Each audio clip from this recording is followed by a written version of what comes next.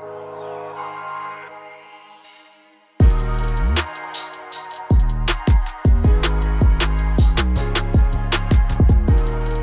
Jordan. What's up, Michael? Welcome to the How to Become a Personal Trainer podcast. Welcome to it. Thanks for having me. Always. What'd you just eat in that little gap between the mentorship Q&A and now the podcast? I thought you wanted to guess it. Do you want to guess it or you just want me to tell you? I think it's too random for me to guess. You probably ate like a high fiber, low carb tortilla with like something else with it. No. You kidding me? Salad that was already in the refrigerator ready to go. No. Was it something in the refrigerator ready for you to eat? Nope. Oh, so it was snacky in nature? Give me the macros. Primarily fat. You just went and had a primarily fat snack? Yep. In that 7-minute window? Yeah. Olive oil.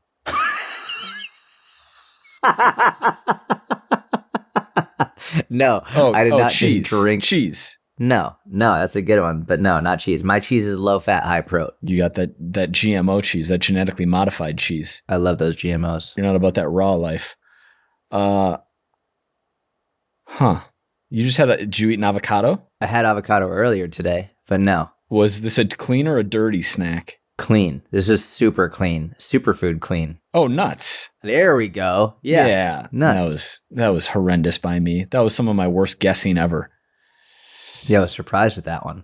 I was like, is he thinking protein is like a major source in these things? And so, yeah, no, it was a little combo of... Why would I think protein is a major source and then come out swinging with extra virgin olive oil?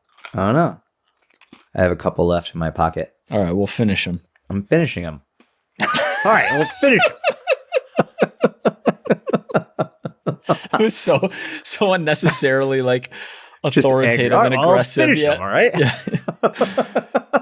We got people listening to this. Do you eat in the mic on other, like if you were going on someone else's podcast, would you? Yeah, all the time. Yeah, okay. Cool.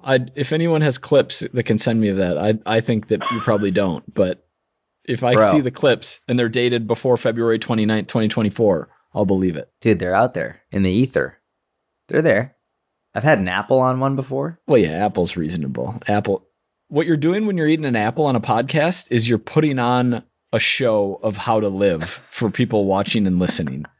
Because eating an apple as a snack is a behavior that should be modeled and imitated by the masses. Love that. Guess what I did this morning, Jordan? What did you do, Mike? I forgot to set an alarm and slept right through Gary. Oh my gosh. That is not good. Wow. Is that the first time you've ever done that? It's the second it's been about 10 years, and then you had a 3-year stint in there. So out of 7 years, it's the second time it's happened. He was probably pretty happy about it. No, because that's what we would think is like he'd be happy because he would take the opportunity and sleep in a little more himself. He went down to the gym and he did a 30-minute incline treadmill walk. I was so pumped. But also That's like at the same time, felt really bad. And it's been long enough that I know his reaction wouldn't be upset, but his reaction was literally, I think he said, happens once every 3 years. No worries. It's like, cool. That's accurate. What time did you wake up? I woke up on the back end of his workout. So I woke up at 6:53 and woke up to text from him and then like pictures of him in the gym on the treadmill, like showing me what he was doing in there. Wow. Did you call him? No, we were just texting. I was like, workout's done at 7 and yeah, but. Wow. Let's go, Gary. That's awesome. Let's go, Gary, for getting in. And also, we're not going to name drop or anything here, but do you remember the time I was like deathly sick and literally set an alarm and slept straight through it? This time I forgot to set an alarm. I don't know how, but 10 plus years ago, set an alarm, slept through it, and missed a few in-person coaching sessions. And then like had like a real punishment, and I don't even know if it was legal, like docked my pay for a bunch of, like I had to work a bunch of hours for free. And I was like, okay, like if that's what I didn't think anything of it, but in hindsight, It was kind of wild. That wasn't Gary. People have to know that Gary did not do that. No. This was a different gym owner who I really like and like helped me and good dude. But but that one instance was pretty wild. Yeah, that's nuts. Oh man. Yeah. Wow, I'm glad it all worked out well. I was expecting Gary I don't to be think he's listening anymore these days. We'll leave it in as a little Easter egg. If he's listening, bro, if you're listening and you heard that, we got to golf sometime soon. You got to come visit and we got to go golfing. I'm not going golfing. You two can golf. I'm not a golfer. I know. You had a golfing experience not long ago that you really didn't enjoy. I enjoyed it because I was like the heckler in Happy Gilmore. I was like the jackass, and I thought it was really funny. But two of the guys thought it was funny. One of the guys was pissed. One of the guys on the trip was really upset with me, and it was my first time meeting him. And yeah, I'm not a golfer, dude. I can't. The culture I don't like. The sport I respect the skill of it, but like golf culture is just not my arena. I think it actually is. I think you just golfed with a couple of people who were on the douchier side, for lack of a better term, but a pretty accurate term. Yeah. But Jordan was like, by the third hole, you had given up on your golf performance, and even like the thing you were having the most fun with was talking while this guy was swinging to piss him off as much as you could to make the other people laugh. And like, if I was golf, like, I probably would have taken a swing at you. Yeah. Basically what happened was, like, from the beginning, I was like, I'm not, like, I don't care how well I do. Like, I was not invested in my performance at all. So I was just fucking around trying to make him laugh with me. And then this one kid, he hit the ball, and like, as soon as club hit ball, I just, like, not trying to be funny, I said, "Oh, nice hit," or whatever. Like, I was just trying to be me, just nice. But it ended up being a terrible hit. Like, because it just, you can't know from that immediate moment. So, but I was just trying to be nice. And the other two kids started losing it laughing. And for me, if I get a laugh, it's game over. Like, I'm just going to keep doing that thing over and over and over again, just because, like, I get that laugh. That's like oxygen to me. And so then consistently, I was just like sort of talking shit every time he like backswings. Oh, that was sick. Yeah. The other two thought it was a hit. It's funny. No pun intended. Yeah. So Jordan's not a golfer. It's all good. What's funny? Comedians and their proclivity to be ESTPs and like be able to navigate how other people are reacting to things, and also like so desperately like to get the reaction that they're going for. I was watching Shane Gillis host SNL. We're filming a little bit in advance, so this was a few weeks ago. It was getting so much positive feedback. I was like, oh, I got to listen to this monologue that he did, because I don't know, he got fired from the show, then they brought him back on because he's gotten so popular. I just watched it this morning. The number of, like, the amount that he was, and Schultz did this too at VCon, the amount that these guys like are gauging the audience response to what they're saying and then visibly pissed when they don't get the response they want is mind-blowing. So when I saw him doing that, I immediately was like, Shane Gillis, MBTI. Shane Gillis is an ESTP. I was like, okay, oh, is he really? Oh, yeah. Interesting. Yeah. I mean, it blows my mind when people don't do that. When people like don't look at people's reactions, facial expressions, listen to their tonality, like body movements. It's funny, like we joke about how to Win Friends and Influence People, Dale Carnegie, like that just all made sense to me naturally. I'm reading a new book right now. It's called Never Split the Difference by Chris Voss. I don't know if you've ever heard of it. Yep. Really good book. He was a hostage negotiator for the FBI. And this is another example of like where he's explaining, you listen for the tonality, you watch their body movement, and all of this stuff. I'm like, I can't believe this is a book. Like, this is like the tone inflections, and like when you see them do this, it's like, for me, I'm reading it like, this is very cool, but like I intuitively do this stuff all the time. It would be weird for me. It's weird for me to think that people don't do that all the time. It's definitely beneficial if you know what outcome you're trying to get. Yeah. Yeah. And in comedy, you're trying to get laughs because that's dollars. That's the career. So it makes sense. For whatever it's worth, in Shane's stand-up, There was one time that he said, I thought that was going to get a bigger laugh that I think he was serious about. But the other times, I think it was part of his routine where he had certain lines that didn't get a big laugh, but he deliberately said it knowing that that line wasn't going to get a laugh. And that actually ended up getting a laugh, him saying it. There was one part where I saw where it's like, oh yeah, he definitely expected that to be a bigger hit. But I think there were two other times where he said something like that, where I think it was part of his routine. He deliberately. thought that was funny. Yeah.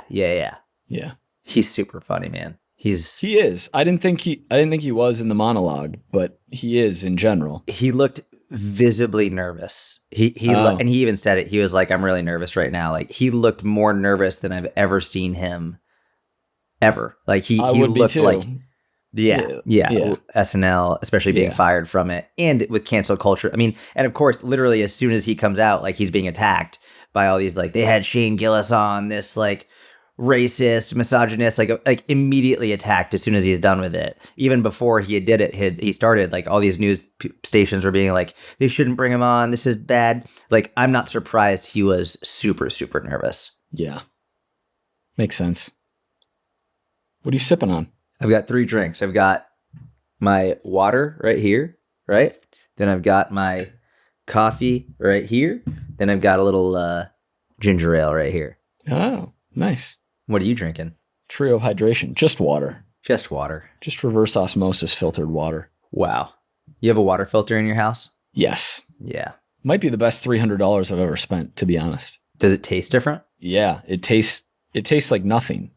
It tastes delicious. It's actually one of the downsides is because now all other water has a tinge, but certainly worth it to get all the crap out of there. Is that a plastic container? Don't worry about that, Jordan. Don't worry about that, Jordan. Don't worry about that. not Bro, the bad you should get plastic. this thing. You should get this. I know what it is. Jordan's holding up a Stanley cup, and he's about to make it's not a Stanley. It's not a Stanley. What is it, a boy Stanley? No, it's a hydro jug. It's a Stanley knockoff. Yeah, it's a Stanley knockoff that's better. When's your glute guide coming up? You got your Stanley. You're dropping a glute guide. You got your... My booty bands. I need to get some booty bands to sell. Yeah. I think those took a real rise and fall. I don't see anyone really doing booty bands anymore. Those were like really big for a couple of years, and now I think like everyone who made them really regrets it. And like I don't really see anyone using them anymore. Oh, like made them as a product line? Yeah. Because like research was like, this is a waste. It's like really doing nothing for you. Yeah. Let's fire up some questions. People love questions. All right. I don't know if you're going to like this question or not. Let's see. What are some tips for balancing working out, school, and sleep? Yeah, we can talk about that. What do you think, college or high school? I would imagine this is probably college, but like it doesn't even necessarily just have to be about school. Like it could be balancing work, working out, and sleep, school, working out, and sleep. Like just balancing life in general. Probably a good discussion to have. And it could be for fitness, but also could be like for business, like as a business owner, starting out, how do I balance working out, building my business and sleep, all that stuff. You want to start? Oh, you don't want to do this one? You just threw a lot at me. You made it more complicated. And then there were several different situations and then talking about business owners and yeah, I'll talk about it. This sounds like it's coming from a fitness enthusiast, or are we assuming it's not? It is. It's on my account. So it's a fitness enthusiast, not a coach. You can lead on this one. You want me to lead? Okay. I mean, my go-to answer is always one of the best things I ever heard, which is out of fitness, sleep, business, family, and friends, out of those 5 things, you can ever really only focus on 2 at one time. And that's like at most. Oftentimes it's really just 1 where you really focus on it. And then you do your best to maintain the rest. So I think what I will say is if we're talking like a college kid, you can definitely do more than 1. You can do at least 2, sometimes even 3. Like unless you're like in med school or engineering or law school, that's different. But if you're just like liberal arts, like you've got time, like even like when I was in exercise science, you've got fucking time. Like you do. So like the really intense degrees, no, I understand it. But that's like having a more than a full-time job. But if you're in college, you can focus on fitness and school and sleep. And that really shouldn't be an issue unless you're deliberately choosing not to. But as you get older, you're out of school, you have more priorities. Then I think it drops down to 2. And then depending on how seriously you want to take it, it could just be 1. And so, for example, like when I was coaching Gary, my one singular focus was business. That was it. That's all I focused on. Business was number 1. My health got worse.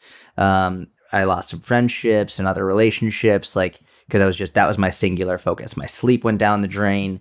I didn't have to do that, but I chose to do that for the sake of growing my business. And that was a decision and I don't regret it, but like, that's what I did during those years.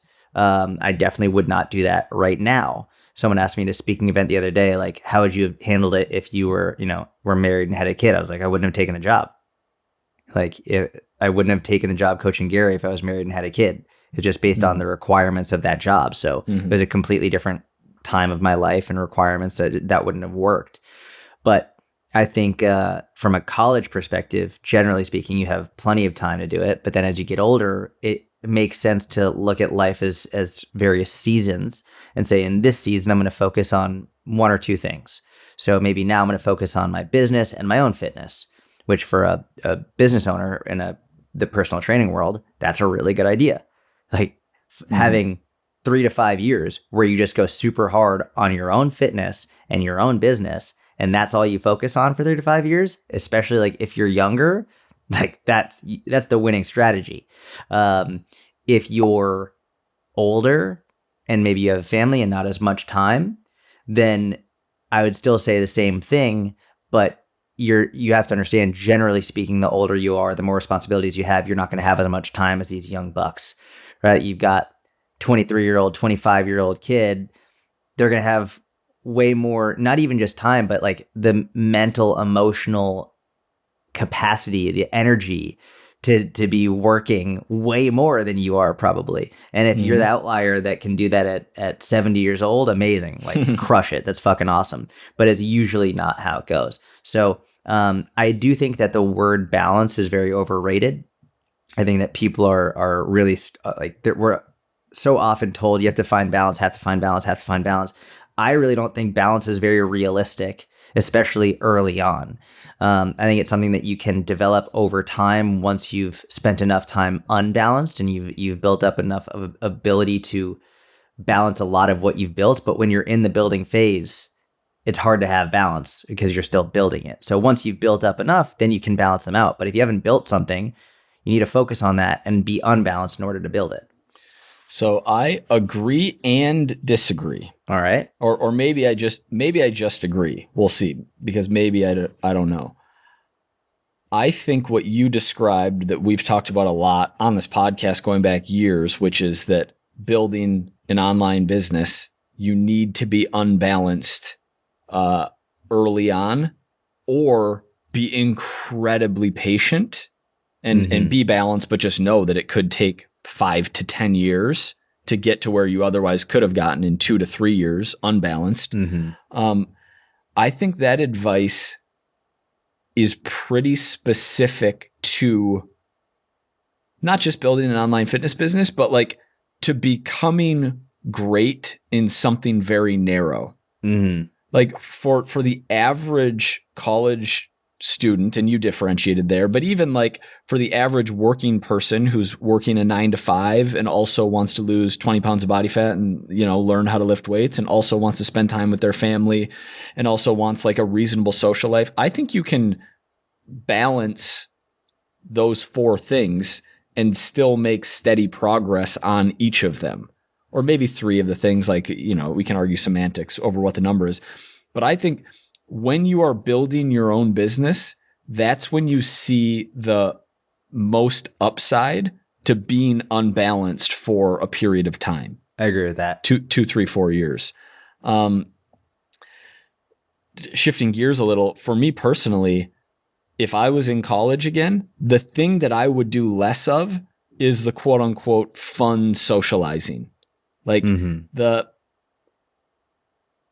I made a lot of great memories with friends, but I think they would have stood out to me in the same way had I made 30% less of those memories with friends. And maybe it just comes with the territory of being in that age range. Well, maybe not, because you weren't doing that. Yeah. I was a loner. But the proclivity for pleasure seeking, whether that be through hookups or getting a girlfriend or alcohol or partying, like all of these things that are associated with college culture in the West are, and maybe I'm just the old guy now, or maybe hindsight's 2020, but they're all very overrated in what they provide you with. And by the way, you can still, for most people, balance going out a few nights a week, getting pretty reasonable, if not good grades, and getting 3 to 4 lifts in a week and having your nutrition somewhat on point. So you actually can balance all of those things while getting adequate sleep too. I don't think I answered the question very effectively. Yeah, I think you did. Unbalance is associated, in my view, with building something. If you aren't in a position like you just described, you wouldn't take the Gary job, traveling to London and Tokyo, etc. If you had a wife and child, like, you would then expect a slower rate of growth in your business because you wouldn't have been working 18 hours a day. Correct. You would have been working 8 or 10, or who knows what the number is, but you wouldn't have expected to grow your business as quickly as you did. Yeah, and I do think that there's a difference between having young kids and having older kids, right? So like with young kids, I think if you have older kids, you have more opportunity, right? Your kids probably don't want to be around you as much. They're doing their own thing. They're more independent. With younger, like if I had a young kid, there's absolutely no way. With an older kid, I think it would have been more doable. And I even see it now. We even see people in the mentorship and otherwise who, like, they have older kids. They're like in their 40s and 50s and 60s, and they're fucking crushing it now. And they're a little bit unbalanced because they're dominating their business and their own fitness. But there's that like tweener period of time that, like, in the middle, maybe you have kids and you're working a lot. It doesn't have to be a fitness business where it's very difficult. Like, it's super, super challenging. Time is limited. I also think a major difference between a college kid and someone working a regular 9 to 5, generally speaking, a college kid, maybe they go to a class and they have a few hours off, and like when those few hours off, they can go to the gym or they can do something. Whereas with 9 to 5, like, generally you're at the office, right? And even if you're not at the office, maybe you're on calls or you're needed for certain things. I think that's one of the main differences with that 9 to 5, where even though you can balance it, I think it gets more difficult with a 9 to 5 than it does in college. So I think we're very much in agreement. I think the less ambitious you are, the more you can balance. The more ambitious you are, the less you can balance, which makes sense. The more ambitious you are, the more you want to accomplish, the more you really have to focus on that thing you want to accomplish. The less ambitious you are, and the more like content you are. And not saying one is better than the other. It's just like, clearly, I think like there's a lot of benefits to being less ambitious for many different reasons. Probably more content, greater levels of happiness, greater, maybe even better community. There's a lot of health, stress, health benefits anger. To less ambition. Yeah. So it's not saying one or the other. It's just like categorizing more versus less ambitious. I would say that the less ambitious you are, the more balanced you can be. And with that lower levels of ambition may also come like you don't need to be as high level of a lifter or get to as low of a level of body fat. You're just working out for health. So it's like you need to really figure out what are your goals, what do you ultimately want to achieve, and then from there decide, all right, do I have the ability to be more or less balanced? Good answer. All right. When I'm sleep deprived, it's very hard to work out and it becomes a cycle. Should I force those workouts? Anything with sleep you're a fan of? It's the smoking of our generation, for sure. There's no question. Maybe sitting. Sitting is the smoking part.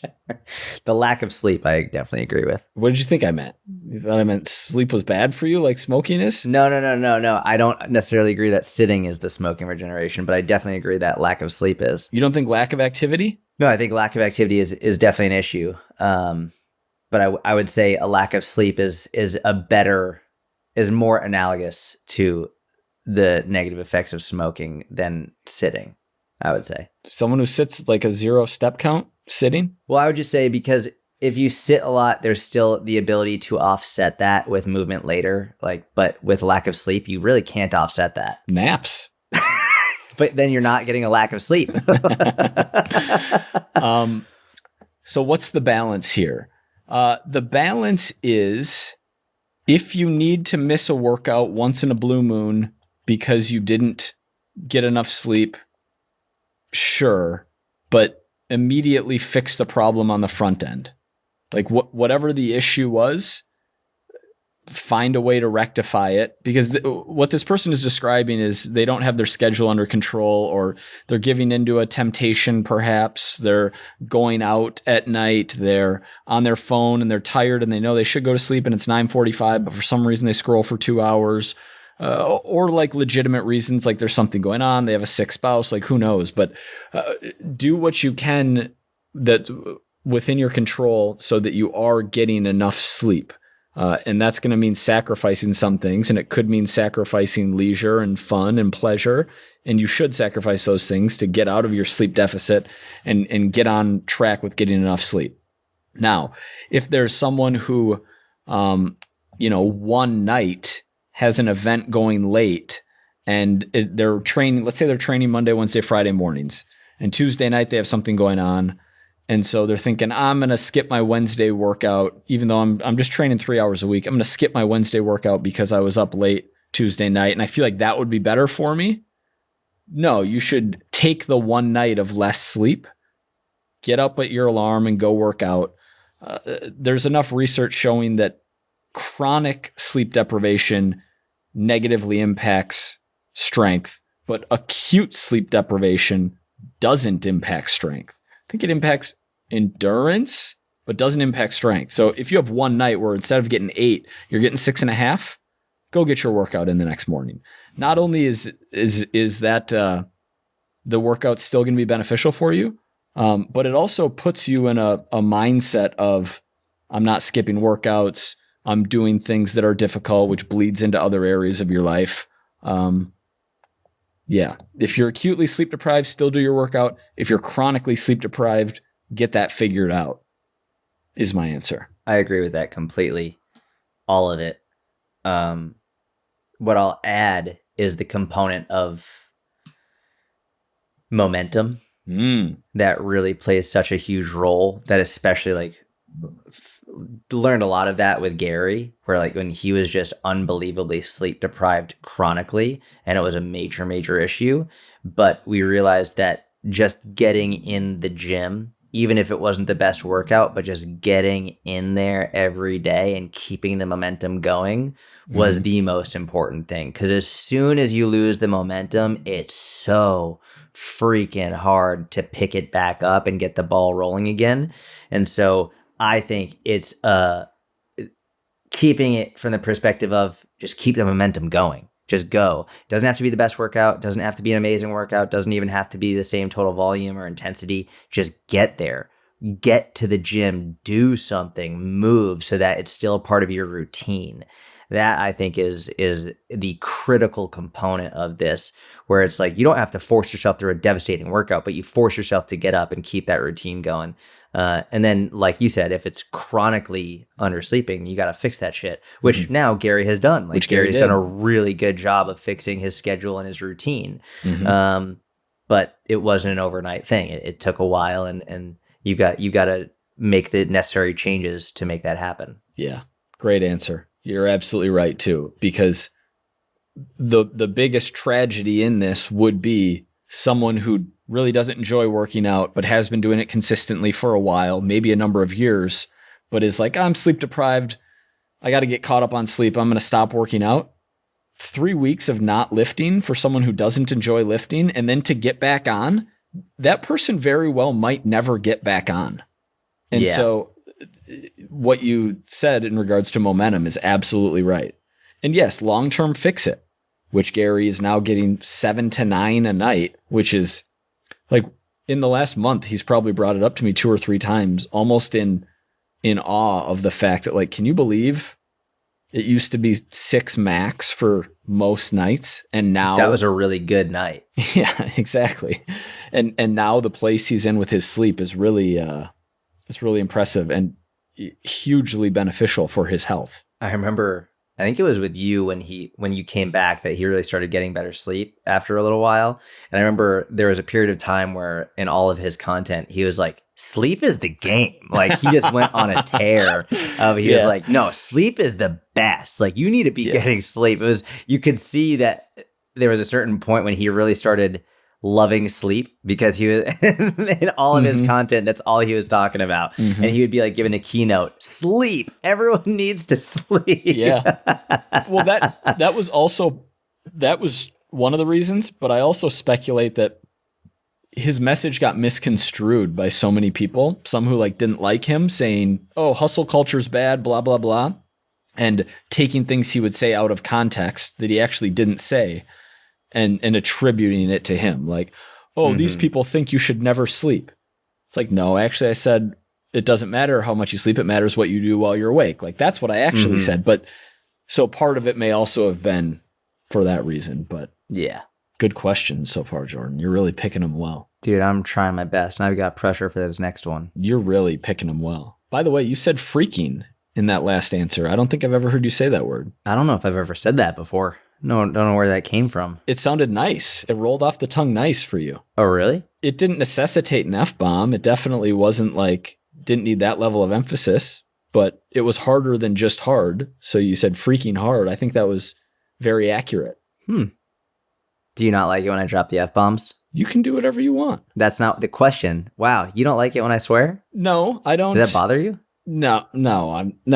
Okay, but I don't know if this is pod. It's 0%. It's 0% related to you specifically. In general, over the last number of years, and I curse, like I still they come out. I haven't heard you curse in a while. I don't know why. I've been more sensitive to cursing, but not specific to any individual. More just like, is this you turn 37 and you're not a cursor anymore? I don't know what it is, but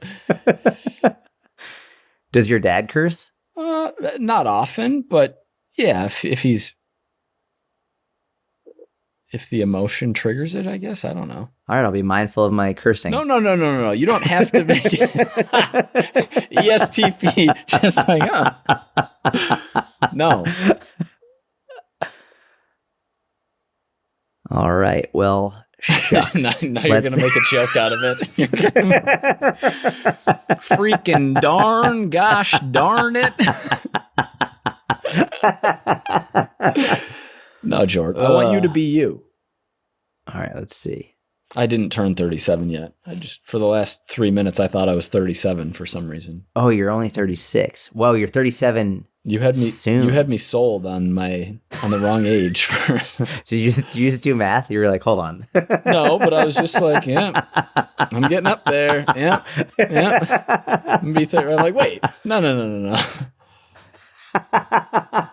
Dude, I think this was the fastest year ever. Of your life? Yeah. Birthday is coming up. This might be an I can't prove this but the speed of time accelerating seems to be related to habits. So if you were to be very consistent in what you did day to day from like 41 to 42, but then from 42 to 43, you had a whole bunch of new experiences. I think the new experiences year would seem longer. Whereas there's something about... really? Yeah. Yeah. And there's Maybe just the fact that time... present? There's just the fact that time is relative. Like from age 9 to age 10, that was 10% of your life, which is a huge chunk of your life. So it felt like it was taken forever and it felt like a long time. That's a good point. But from age 29 to 30, it's like 3% of your life. So there's something to the relativity of time. Yeah. That absolutely makes a huge difference. I wonder, like, if you're 79 going on 80, if the year feels fast or slow. It does. I've talked to a bunch of older people about this, like in their 50s, 60s, 70s, 80s. And like they say that time continues to speed up as you get older. But I think part of that's within your control. If you continue to work to have new experiences, I think you can slow it down to a degree. That's very interesting. I would have thought the opposite. I would have thought that new experiences slow it down. They do. I mean, I would have thought the opposite, that new experiences speed it up. Habits like put you on autopilot. And so when you're super routinized, I don't remember if James Clear talked about this somewhere related to habits or not. Yeah. There's definitely something to the concept though. How was this year for you? Did it go by fast? Yeah. Yeah, the years have been going by faster for me. Yeah, whenever I do like 2014 to 2017 felt like a long time for me. Yeah. But 2018 to 2024 felt like nothing. Yeah. I feel like 2011 to 2019 took a long time. But 2020 to 2024, I can't believe it's already 2024. Like it's went by so fast. Yeah. Well, all the 2019, that was 2 years ago. It's like, no, that was 5 years ago. It feels like that. Yeah. It's crazy. Mm-hmm. Some of that's definitely Weird. COVID related, and like 2020 is just was such a sharp change in the day-to-day lives for so many of us. And yeah. Mike asked to increase his free roll on me the other day. We'll talk about this in a second. But first, for a while, over the last 6 to 12 months, there were periods of time where I would say, I'm getting old. Or I feel like we would say, like, we're getting old. Mm-hmm. I'm going to stop doing that because I really think that we speak that into existence. Like, by old, you mean like speaking not just the age, but what comes with being older? Yeah. Like the mentality, whether it's the like lifestyle. creaky joints or whether it's any of the negative things that you would associate with it. I don't want to, and I don't even like this word at all, but I don't want to manifest them for myself. And I think there is something to speaking what you want. Wow. I didn't realize you were a manifester. I don't think I am, but I don't want to be. So I'm not going to be. I'm not. I've definitely never heard you use that word before. That's crazy. Why that came to me.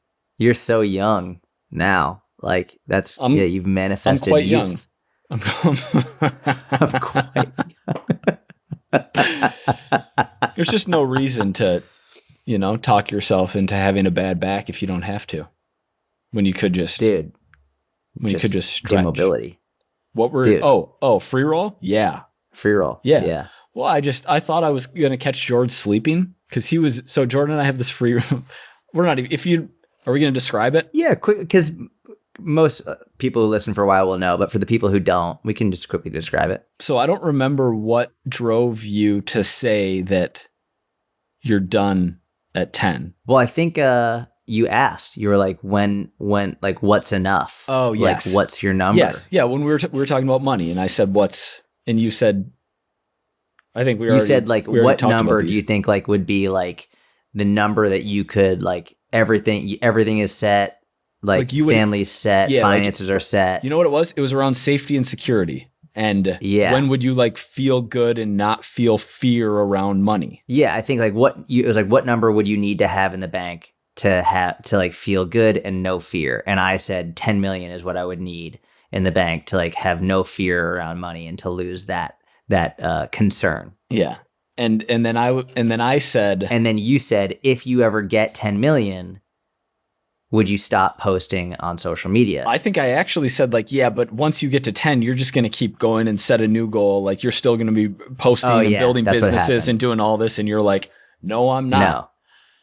Yeah, it's like, then I'm done. Yeah. And you were like, no, you're not. Yeah, knowing you and your personality. And yeah, I was like, absolutely not. And you're like, yes, I am. And you were very confident. Yeah, I am super confident that if that is to ever happen. that And, if that has ever happened, which should be an outrageous amount to ever have, and I'm nowhere close, not even nowhere close to that. If I was to ever get to that point, I would stop for sure. And so Jordan offered me $100,000 free roll, or I don't remember how it came about, but it was basically like, I'm so confident in this that if I keep posting and keep like building, I'll give you $100,000. I was like, all right, you cool. asked. You're like, can I have a free roll? And I was like, what's a free roll? And you were like, it's a bet where if you do this, if you don't abide by this, then I'll get 100,000. And I said, well, what do I get? And you said nothing. It's a free roll. That's what a free roll is. Like, yeah. Well, because you were so confident that you were so confident that you're going to stop at 10. I was like, all right, give me a free roll. Yeah, and I'm still like so confident. I know what it was. I saw that tweet. Right? Is that what? Oh yeah, you sent me the tweet. Yeah. This who was that guy? I got it right here. Austin, the creator of Morning Brew. His name's Austin something. Tweeted, Austin Reef. Yeah. Do you want to read the tweet? Yeah, he said, it's funny how everyone I know who has 2 to 3 million thinks the magic number is 10 million. And everyone I know who has 10 million thinks the magic number is 25 million. And everyone I know who has 25 million thinks the magic number is 100 million. And then I said to you, and I was like, it's 10 million. Yeah, you're like, no, you're like, this guy's wrong. Mine's 10 million. The reason why, well, I mean, because he used the number 10 as an example, which is why I thought it was funny. But I could relate to that so much in, like 100. Like, I'll feel good when I have 100,000 in the bank, getting started. And then I'll feel, 200 and then 5. And basically the number has shifted. And once I had recognized that pattern in myself happen, I don't know, 3 or 4 or 5 times, then it's like, okay, well, this is something that just like you reset the goalpost every time it happens. So I was feeling, I was partly just joking, just kind of bantering a little bit. I was like, hey, let me bump that free roll up to 500. And I'm usually you'd like laugh or like, I don't know what I expect your reaction to be, but you were like, no, I'm not letting you bump it up to 500. It's like, you already got a free roll. I'm not increasing it more for zero benefit to me. Absolutely not. Yeah. Dude, you know what I think I think it's 10 for so many reasons, but I remember like the 100,000, all that stuff, right? But then when you start to realize how much they take in taxes and how much like just life costs. No. Once you have 10, they're not taking any more in taxes because it doesn't matter what sure, like the interest income on the returns. Do they take taxes on interest? Yeah. Shut the fuck up. Yeah. Are you serious? I'm sorry to swear. The government, they take taxes on income? That's stupid. You don't need to change your behavior, all right? That wasn't, you like pried that out of me. I don't even, stop. Don't do that. Yeah. No, not on interest income. Yeah. On returns, like capital gain. If you buy a stock and then the stock increases and then you sell it, if it's within less than 1 year, it's a short-term capital gain and you pay, I believe, the same rate as your income, which is wild because it just is. That's crazy. And if it's long-term capital gains and you're definitely paying 20% on your long-term capital gains, unless those numbers have changed, but it's like you either pay 0, 15% or 20% on cap gains, depending on what your income is. But yeah, interest income is ordinary income. You're paying interest on that. Dude, yeah, the government has its hands in everything. You know what else is wild? Wait, so if you have what? Let's say you buy a house, you get a 30-year mortgage, you work your tail off for 30 years, you pay off your entire house, you've bought the land, you've bought the property, you've paid the bank, the loan is gone. You're still renting it from the government. You still are. What does that mean? It means that if you don't pay your property taxes, which are pretty substantial in most states, government's taking your house from you. Like you can't. And we think of America as unbelievably prosperous, and it is, but you don't even own your land. You're renting your land you still have from to pay taxes Uncle Sam. Yeah, and property taxes are a lot. I didn't think about that. Yeah, they're a lot. They're especially a significant amount of money. You guys don't have any income tax in Texas, but yeah. Yeah, we did the numbers on it. Even though property taxes are high in Texas, it's still less than I would be paying if like I was like in New York or something For in sure. terms of like the state tax and all of that. Yeah, way less. Yeah, but it's still a huge amount of money. I didn't think about it like that. Man, even if you own your land, you still don't really own your land. But here's what's the difference between 5 and 10? At 5%, it's basically cost of living. Like, okay, Yeah. yeah, You just have a more probably like you have more wiggle room, right? You have more wiggle room. But let me ask you this. So let's say you have more interest income coming in at 10% versus 5%. Correct. Assuming double. Yeah, or I don't even want to say interest income. You have a higher you have more returns, and so you then can spend at a higher rate. Which always brings me back to that Benjamin Franklin quote that I misattributed like 8-9 months ago on the pod, which is, what is it? There are two ways of being happy. We may either diminish our wants or augment our means. Either will do. The result in the same. Although I heard a way better version of it. Because that was just watching your face as you were reading that. You're like, this isn't the quote. There are two ways to increase your wealth: increase your means or decrease your wants. The best is to do both at the same time. I'm not liking any of these variations. But basically, you can either make more or need less. Yeah, that's better. I like that one. Yeah. Mike Vacanti. We'll just quote that. Yeah, make more, need less. Yeah. And I would like to do both, and I just think that having 10 would mean that there's no more concerns. The thing is, the people with 10 are trying financially. The people with 10 are trying to get to 50 though. Yeah, they're losers because they don't realize that they've got it. They're good. What about the people who are at 5 and they're content and they're living great and they see people aiming for 10 and they're like, why does he need that much when you could be here? I mean, good for them.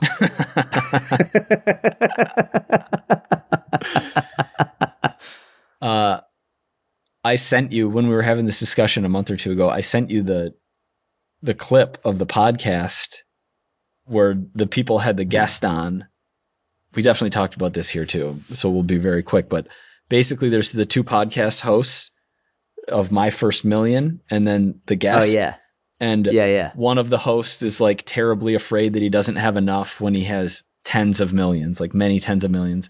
And then the guest had like 100 million, or maybe between 50 and 300 million. I don't remember the exact number, but he was also terrified that he didn't have enough.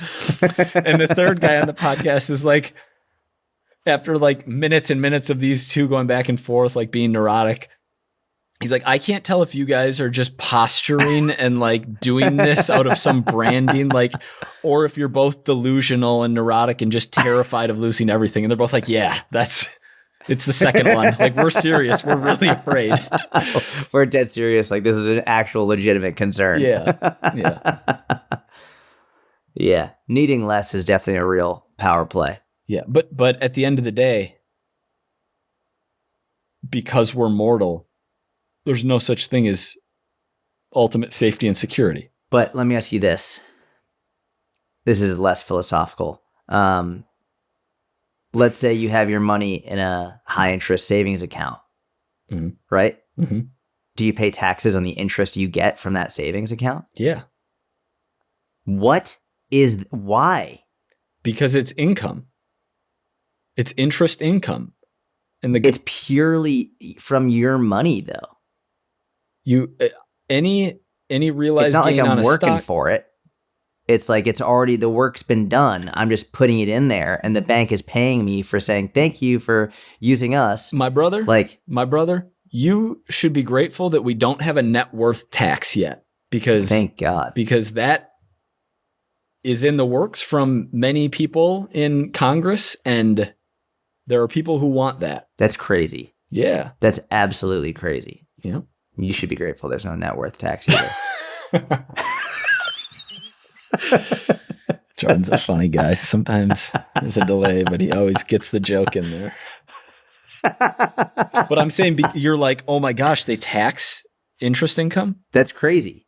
Then it's really not even like I get that percentage interest. I get like half of that. No, you get more than half. You're in a zero state income tax state. You get at least 2/3. You get 2/3 of it. Dude, taxes are the worst. There's nothing that will put me in a worse mood than taxes. Yeah. I don't know that we need to go down that. It's just like, it would be nice if government operated more like a well-oiled, publicly traded company, and the tax money we paid was used more efficiently, and like, you know, each dollar got more done. Like, that would be great. They're definitely, due to the inherent unfairness in life, there needs to be some redistribution. Yeah, I agree with that. But yeah, I wish they told us exactly where our dollars went. I think they should be required to say. I think they do. Where? You want me to start listing things on this podcast? Like, what? I need to go see like where, like, I would like to have like a notebook or like some type of an AI where it's like, yeah, here's how much we took from you. This is how much went into this, and this is this was paid to like. Here's what you can see is, you can see government spending, revenue, but and then they spending. lose money somehow all the time. Oh, we don't know where that money went. Like, you don't know where those billions of dollars went. Trillions sometimes. Crazy. There have been insane. There have been times in not too distant history where trillions of dollars were lost. Wasn't like around 9/11, like right around 9/11, there were like trillions of dollars that just went out of nowhere, and like right before. Didn't that happen? Like right before 9/11. Yep. Just crazy. Mm-hmm. So I would love it if they actually like legitimately had to show us, because clearly they don't have to. Like, I want to see like, where's this money freaking going? You know? Yeah. Show me. Would be interesting. That's for sure. That's for sure. How to become a personal trainer. You know, you get that and some. Yeah, that and some. Want to do one more question? Let's not do another question. Let's just, how's your body comp? How are you feeling right now? You maintaining, cutting, bulking? What are you doing? You know, we got a pod today, and then we got a pod on Tuesday, and then we have a few weeks off, and I'm going to be in Florida. And when I come back, I'm going to be in a wonderful place. What do you mean in terms of your body comp? Habits, consistency. Yeah, maybe a little body comp, but just, yeah. I'm meh. I'm maintaining. You're not in a deficit right now? No. I think I've been in a surplus a lot of days. I have a client. He's been with me for a long time. Dude's a beast. Like, has gotten jacked out of his mind and unbelievably strong. One of his hobbies is baking, and he's a phenomenal baker. Like basically legit. Yeah. Like, he has a really good career. Really, he crushes it at work. But he could just like open a bakery in France and just dominate. And it's probably a week ago, he sent us a whole box of goodies.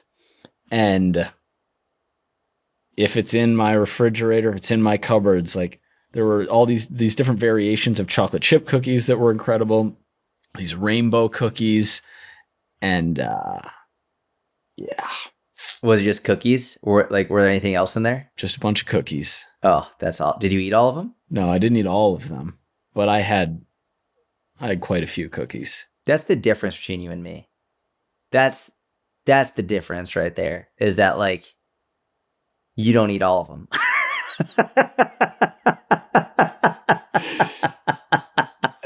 This is why I don't like. Are there? I know there are. What percentage of the population do you think can just keep delicious, highly palatable, like their main type of food in their environment where they're spending loads of time? So if they work from home and live at home, just in their kitchen and in their cupboards, can just have it there accessible and eat it in reasonable portions and maintain like super solid body comp and habits and just never give in? What percent of the population? Less than 3%. Yeah. Yep. Environment is. Do you think environment is over or I don't even want to ask you. Environment is under. So under. It's underrated and under discussed somehow. even though it's discussed a solid amount. And it's still very discussed, but it's still under discussed. Yeah. Yeah. Yeah. It's everything. It's people hear it and they don't actually like, they're like, yeah, I know, but then they do nothing to fix it. Like environment is like, people talk about it and people nod their head. Yeah, environment's really important. Who you spend your time with is really important. But then like they never change it. Like that is like super. It's the number one for sure. When I was most on point for many years in New York, the only time I ate dessert was if I went to go buy the ice cream and then bring it back to my apartment and eat the ice cream that I bought. There's never anything like bingeable, quote unquote, that I just stored in my cupboards or my fridge or my freezer. Yeah. Yeah. And then, you know, you have kids, like they have things that they like. Those things are accessible. It's not easy to manage your environment all the time, but it's unbelievably useful for setting yourself up for maximum probability of success. It's tough, man. I mean, we baked cookies this morning for my daughter. This morning. I was like, I wanted to say afternoon. I was like, no, that was before her nap. That was at like 10 a.m. We baked fucking sugar cookies. And like, I didn't have any. I just like didn't have any. But I'll probably have some later because we've got a whole tray full of sugar cookies right now that are delicious. Yeah. You didn't have any dough? I need to get into a deficit. No, I didn't have any dough, dude, because of my stomach issues. But you got the green light from the doctor on like, you haven't seen the GI I gotta yet, go see a GI. Yeah. Yeah. But as far as like the no test, stomach like cancer. yeah, Yeah. which is great. Super helpful. Yeah, launching the app, like you've had a lot going on over the last handful of weeks. Yeah, we're getting a dog in a couple weeks, dude. What a transition. Well, I'm just thinking all the stuff we've got going on. And I'm like, yeah, now I'm going to like add to that. I'm going to get a dog. Dog might reduce stress. I hope so. You'll be taking him outside, going on walks. 5 a.m, run it. Yeah. I'm excited about it. Golden Retriever. That's exciting. A boy or a girl? I think a boy, because we've got my wife, my daughter, and then God willing, our other daughter. So it's just me in a house with a bunch of ladies. So I needed a boy dog. I love that. Yeah. Would you ever get a dog? Yeah, I'm open to the idea. What's preventing you? Is it because of the travel? Yeah, we travel a good amount. Yeah, that makes sense. Yeah. What kind of dog would you get if you could get a dog? I haven't thought about it that much. You don't want to say right now? Off the dome, what kind of dog would I want? I really have thought about it zero. I wouldn't get a husky because of the conditions that we live in like summers, but I think huskies are cool dogs. I don't love shedding. I haven't thought about it at all. Cool. You got to lose a little, you were saying? Yeah, I'm a little chubby right now. So I'm on the higher end of my maintenance range. I'm at like that 155, 156-ish. But my movement's been super down just because everything with the app and everything going on. Like my steps have not been good recently. Mm-hmm. So I would imagine once those pick back up, I'll naturally lose a little bit. But yeah, I need to rein it in. Let's rein it in. Yeah. Great episode. Thanks for listening, everyone. We appreciate it. Have an amazing, amazing week. If you liked the episode, please leave a 5-star review on iTunes, Spotify. Written reviews help the most. Thank you so much. If you'd like to join the mentorship, you can do that at the link in the show notes. You can apply. And with that being said, have a wonderful week. Talk to you soon. We will see you next week. Have a great week. Goodbye.